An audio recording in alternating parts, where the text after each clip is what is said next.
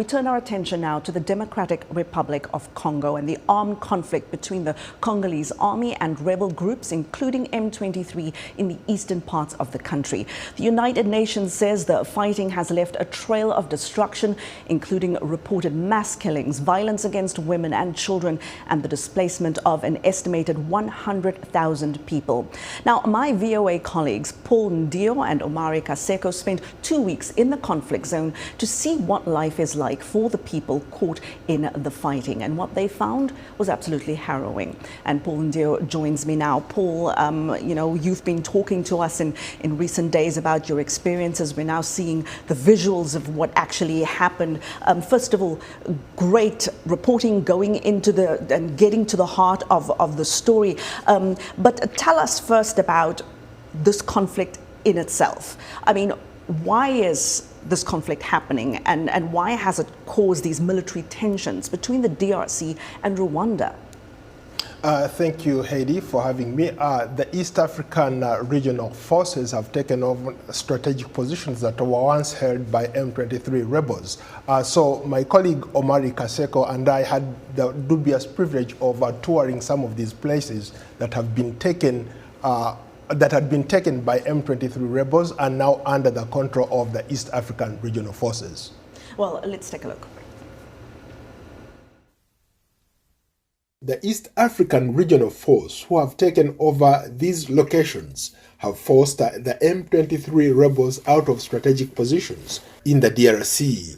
M23 rebels previously controlled the towns of Kibumba, Rumangabo, Rushuru, Masisi and Bunagana. Now, residents can finally breathe a sigh of relief as the East African regional forces, working with their Congolese counterparts, have seized control of the area. When we talk about the impact of war, this is what we are talking about. As you can see, there is not a single human being in this house. Most of these people have fled. They are somewhere in a refugee camp. The road closure between Bunagana and Goma is causing financial hardship for people in the region. The M23 rebels captured Bunagana border town last year, cutting off all major supply routes for Ugandan and Kenyan goods to Goma, Eastern DRC. This is Bunagana town center. A lot of people here don't even want to talk to us because guess what? This is M23's stronghold. How are you? I'm fine. What's your name? My name? Hapana kusema mingi sisi. Unaweza kuongea kuzungumza na mimi kidogo kidogo? Mimi si msori mzuri. You live here in Bunagana? Yeah. Okay, so what do you do here in Bunagana? Bunagana, there is no problem.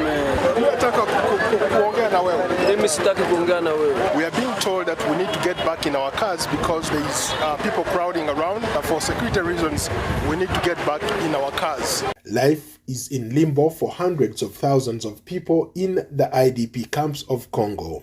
Many families left their traditional homelands as the conflict started. We are hungry. Here we don't have what to eat, so we are asking for help.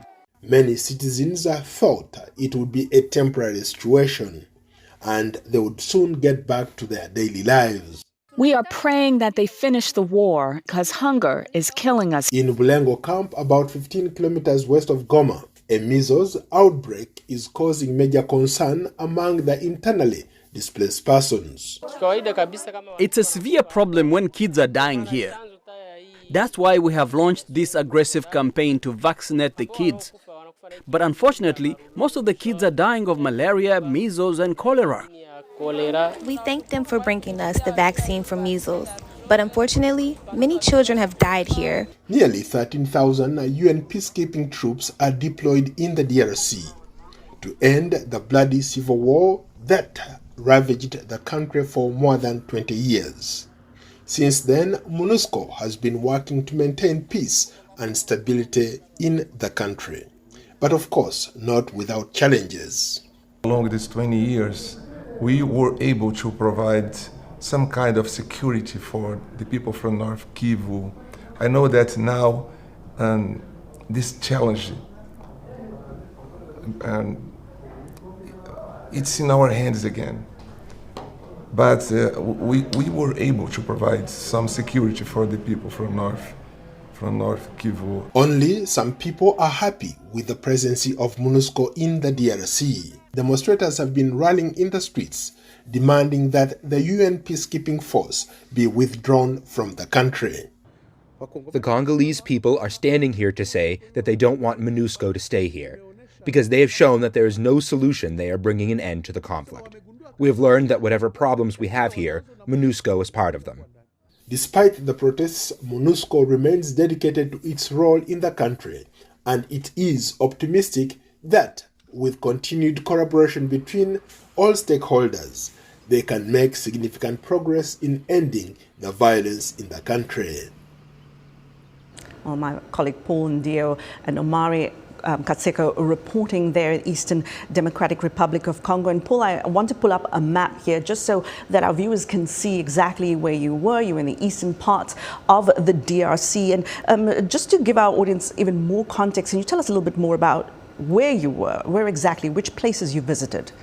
Thanks again, Heidi. The thing is, Congo is a very fascinating place. It's a very, very wide in terms of scale. So we had the privilege of going to Kibumba, an area that has been deserted. You drive in those places, there's not a single soul out there. Most people are in refugee camps. Then we went to Rushuru. Rushuru, that's like one of the strategic towns that has been held by the M23 Rebels. It connects Bunagana, the border. We also visited the border area that connects Uganda to DRC. And another area that is now strategic for the East African Regional Forces is Masisi. Masisi is one of those places that everybody, it's like the Switzerland of Africa. When you look at the terrain, you look at all the minerals come from that part of the country. So those are the places that we visited on our trip. And Paul, you know, one can't help but empathize and really feel for the people, the ordinary people who are trapped in the middle of this in a conflict zone. What were you hoping to capture through your reporting and considering the people that you spoke to?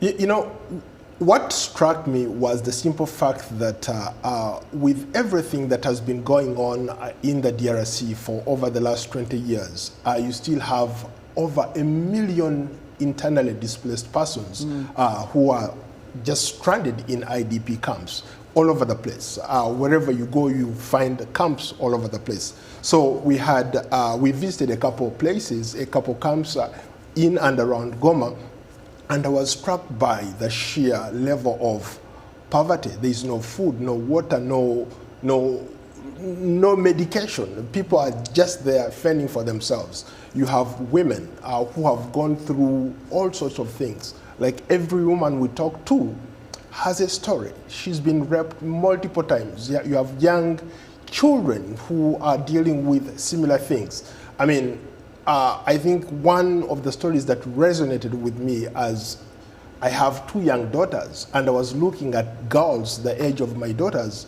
and I just couldn't contain myself. It was just heartbreaking to see these young girls. They have to deal with this kind of stuff. They have no hope, no future for them. And here you look at, here's yet another generation in that country of young people and the kind of violence that they have to live with and are exposed to on a daily basis. But speaking of the violence and those who have been brought in to essentially keep the peace, we see a lot of resistance in that story to MONUSCO not being, these UN peacekeeping forces not being welcomed by some communities in this region. We see protests and some even saying that they are the problem. What do they tell you about why they say or believe that? To a large extent, MONUSCO has been there for over 20 years. People see MONUSCO, they say, you guys, you have been here for over 20 years, but there's nothing really to show for it. On the other hand, MONUSCO has played a significant role. The semblance of peace that we see in the region, it's precisely because MONUSCO has been able to bring that peace in place. Before that, there was chaos all over the place. The other point I could make here is that you have over 120 militia groups. You have external and internal forces who are coming in, they all want to take something from Congo. So, like M23 is part of the problem, but not the whole problem, you see? So you have other external elements. You also have corporations involved in this thing. You have people who have money, a lot of money. They all have militia groups. So it's almost impossible to tell. And all these competing interests compounding the problem. A lot of, now you even have the likes of Wagner in the mix. Absolutely. And now, Paul, from what you've seen, what's being done to address the humanitarian situation there? I mean, what kind of resources are available? I mean, the unfortunate part is that we talk to a lot of people in these refugee camps, or IDP, they call them internal displaced camps. We talk to a lot of people in there. Most people were hungry. They didn't have water or food or medicine. And when we talk to the aid agencies on the ground, including International Red Cross, they said, look, the funding we had before the war in Ukraine was sufficient, but now there's zero, almost zero funding, because most of the funds are going to the war in Ukraine. So almost all those people who used to depend on some of these resources coming in to help, like the people in Congo, are not there. So you have people literally going out there trying to find manual jobs here and there to take care of basic needs. International politics playing out on very real terms for people in their daily lives. And speaking of politics, Paul, there is an election coming up in the DRC in December. Very briefly, what does this conflict mean for President Tshisekedi, Felix Tshisekedi, and his bid for a second term? Well, that's a very interesting question. I think the reason you see a lot of players right now, a lot of things happening in the DRC is because it's election season. Elections are coming up in December, and Tshisekedi wants to use this as leverage. So that's why he's bringing in external forces. For example, we have the East African forces on the ground, but now they're bringing in SADC because he's under pressure to perform. People are saying, hey, Mr. President, you have not done enough. People in Eastern Congo are still dying. What are you doing about this? So let me bring in SADC, let me bring in Wagner. Right. And yeah, we've seen him speak in Botswana saying that he would welcome SADC troops, and that could, create a whole different dynamic there as well. If you have the East Africa regional forces, SADC in the region. Yeah, but very briefly, if I could add, the youth is mounting pressure on Tshisekedi and other politicians to make sure that they bring this thing to an end, because it's been going on for too long. Absolutely. Yeah. Paul and Ndiho, great reporting. We look forward to more of the stories that you've covered there. Thank you so much for your time. Thank you for your work. We really appreciate it. A pleasure being on your show, Heidi. Thank you. And that is it for us this week. Do catch all the latest news from across the African continent on voaafrica.com, and do follow Straight Talk Africa on social media. Thank you so much for being with us, and we'll see you next time. Goodbye.